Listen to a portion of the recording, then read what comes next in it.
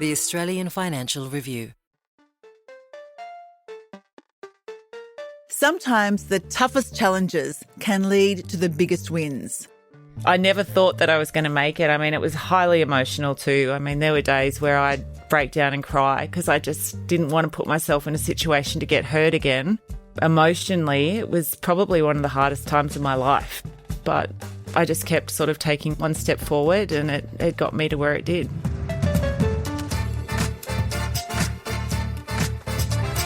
Welcome to 15 Minutes with the Boss, a podcast about success, failure, and all the lessons learnt along the way. I'm your host, Sally Patton, and my guest today is Lauren Jackson, a former basketball player who played for the Australian Women's National Basketball Team, the Opals. As an elite athlete, Lauren played at 5 Olympic Games. Lauren is now the Chief Strategy and Basketball Partnerships Officer for the WNBL Australia.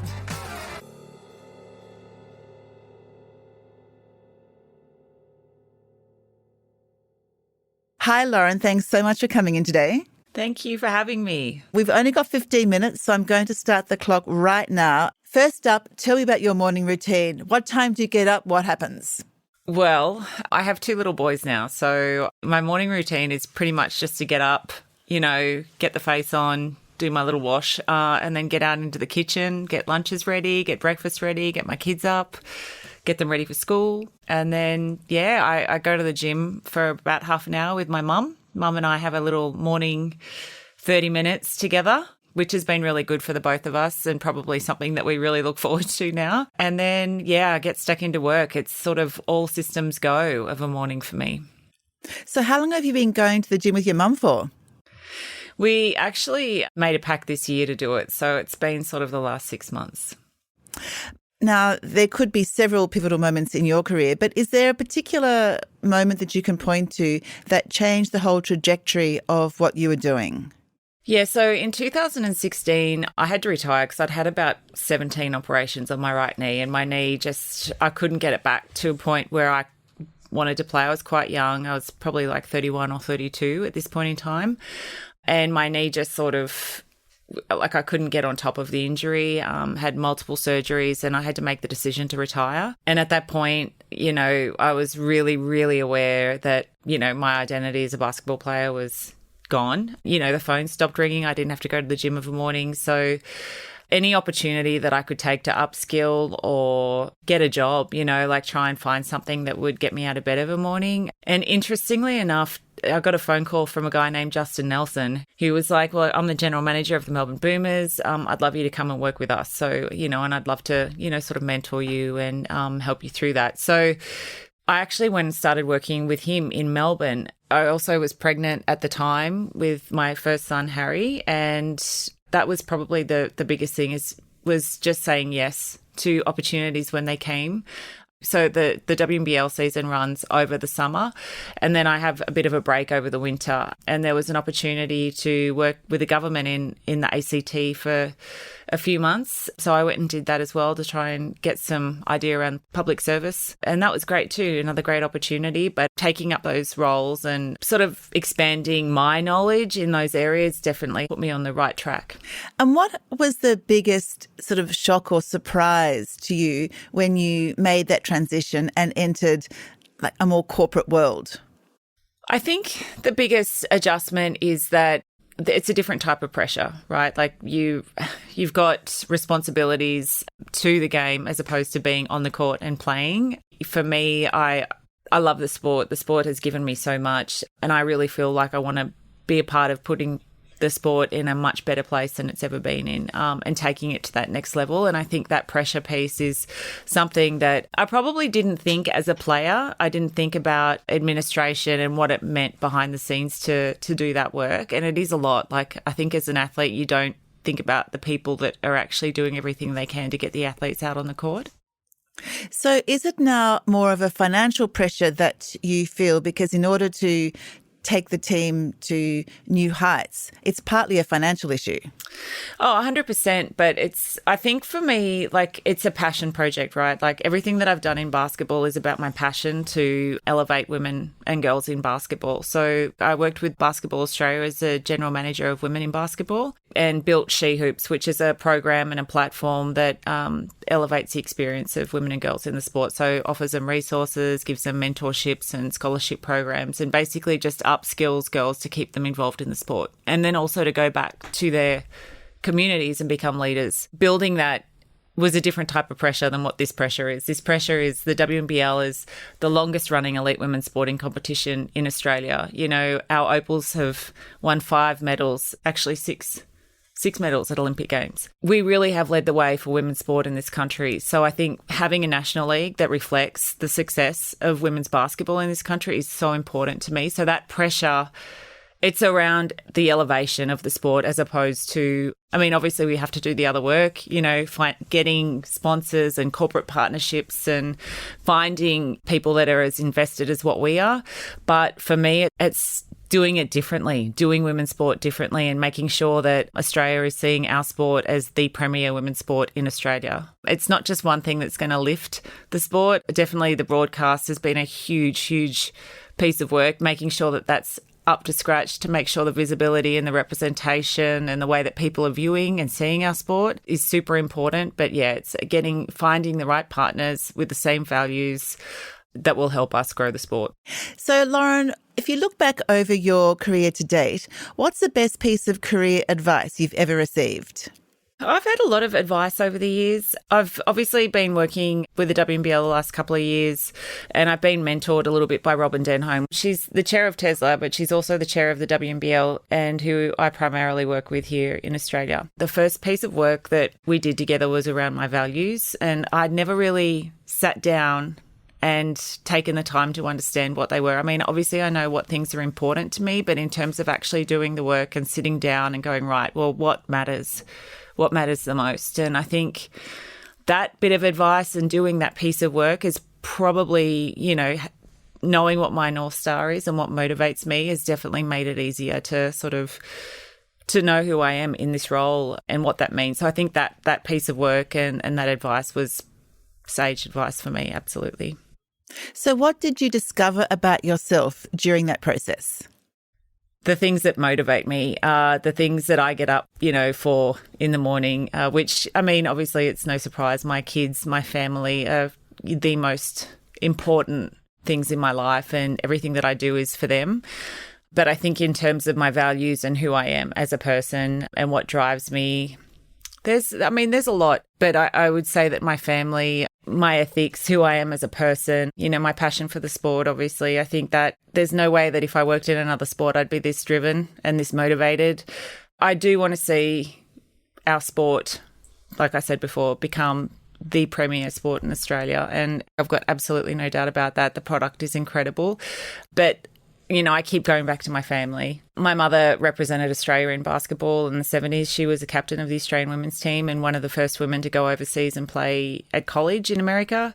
So it's sort of ingrained in me, I think. And then now my kids are very, very heavily involved in the sport as under 10s, which is crazy. So it's definitely about that. I mean, I think too, just I want to be able to give back. Lauren, stay where you are. We're going to take a quick break. And when we come back, you pick the questions. I'll see you soon.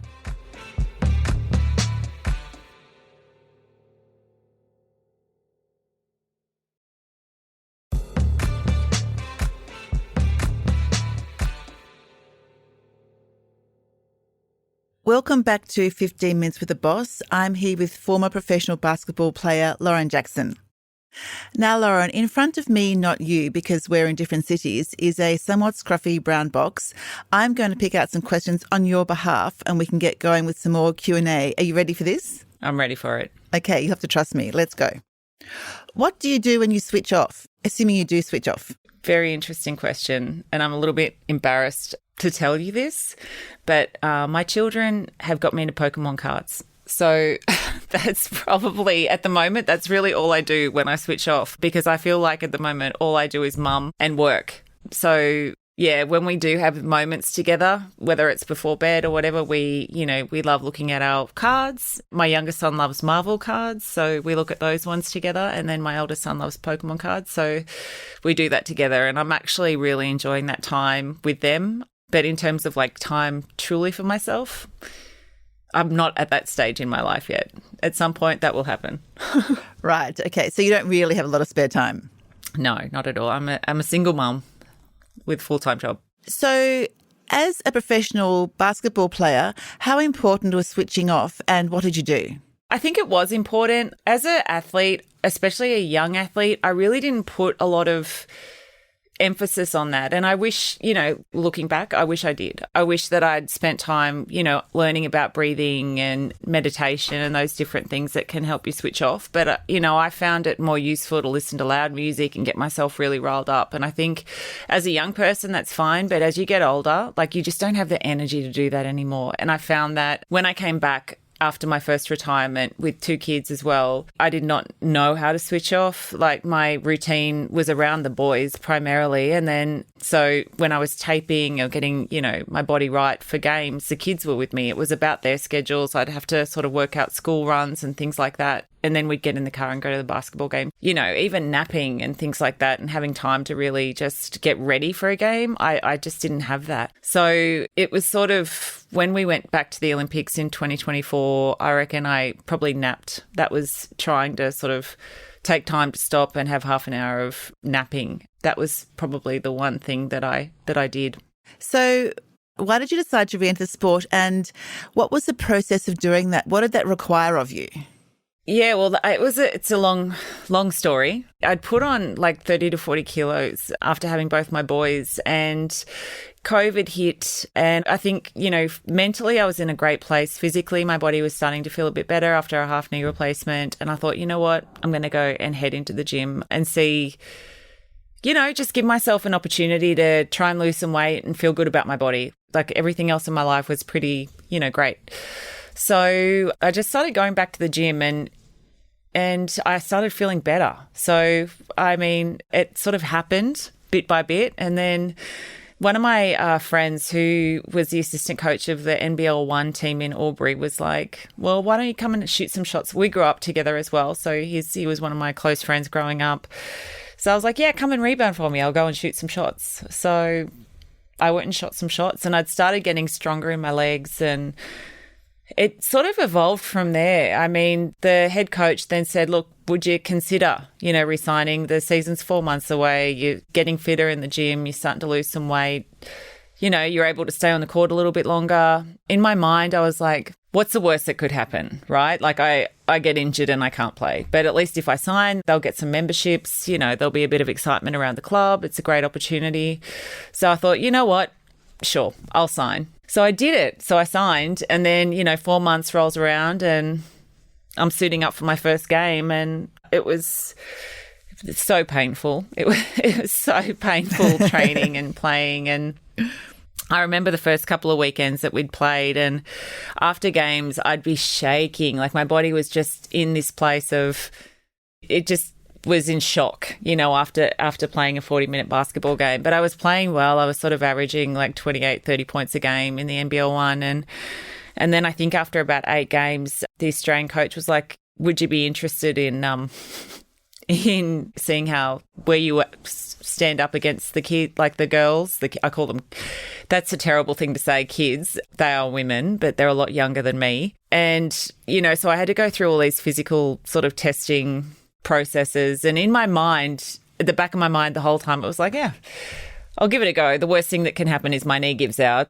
And I've already been through that before. So I don't think I ever thought that it would actually get to the point where I was serious about it again. So I just was going through the motion in terms of I'd go to the gym every day, do my exercises and then all of a sudden I was over in New York trying out for a World Cup team with the Australian team. And I never thought that I was going to make it. It was highly emotional too. There were days where I'd break down and cry because I just didn't want to put myself in a situation to get hurt again. I felt guilty because I was away from my kids for the first time ever. And I had a lot of support, but, emotionally, it was probably one of the hardest times of my life because I just had so much trauma around the way my career had ended 8 years ago that I doubted myself so much, but I just kept sort of taking one step forward, and it got me to where it did. So was your second retirement very different from the first? My second retirement was very different. Well, it was different and it was the same. I played at the Olympic Games. My knee actually got pretty bad that last year in 2024. So as soon as I got back from the Olympics, I had to go and have a full knee replacement. So in terms of the injury piece, it was exactly the same. But I think emotionally, there was still a down period. I think for a month, I definitely felt a lot of grief, and I think with the injury and stuff too, but it was very different because I had 2 little boys that very high energy, and I just didn't want them to have to feel, like that I was not there or that present for them. So it was difficult to try and navigate that. And I also had my job to step right into. So I had responsibility that I had to, I couldn't wallow. I couldn't stay in bed as much as that would have been ideal for me at that point in time. I had to get up and I had to get moving. And I think that was the best possible thing that could have happened for me during that time. But it was short-lived and, and then I was never better after that. I sort of met with the Denholmes not too long after it about this opportunity with the new WNBL, and that got me really excited as well. And yeah, here I am today. Everything happens for a reason. I love that. All right. On that note, Lauren, I'm going to ask you one more question, which we ask all our guests, and that is, if you weren't doing your current role, what do you think you would be doing? I honestly don't know. I'm a 6'6" woman, and right from the day I could hold a basketball, I wanted to be a basketball player and involved in the sport, and it's been my whole entire life. So there was one thing that I thought I'd like to do when I was younger, and that was to be a park ranger, believe it or not, be around animals and nature and to do that. But that was a long time ago, and I don't think that's something that I would want to do now. So you found your calling in basketball and now in basketball administration. Indeed, yeah. And I love it. I'd much prefer to be working behind the scenes and trying, like I said before, trying to elevate the sport and give back. The sport has just given me so much in my life, and I've seen how it can really impact and change people's lives. So I want everyone to be involved in basketball. Okay, I love that. On that note, Lauren, our 15 minutes is up. Thank you so much for allowing us to spend 15 minutes with the boss. It's been really fantastic. Thank you. Thank you for having me. And thank you to everyone for listening. If you like the podcast and you want to hear more, consider sharing the podcast or writing a review, as it helps us to reach more people. And follow us wherever you get your podcasts. At the Financial Review, we investigate the big stories about markets, business and power. For more, go to afr.com. And you can subscribe to the Financial Review, the daily habit of successful people, at afr.com/subscribe. This podcast was hosted by me, Sally Patton, produced by Iona Rennie. Our theme is by Alex Gower, and our executive producer is Fiona Buffini. See you next week.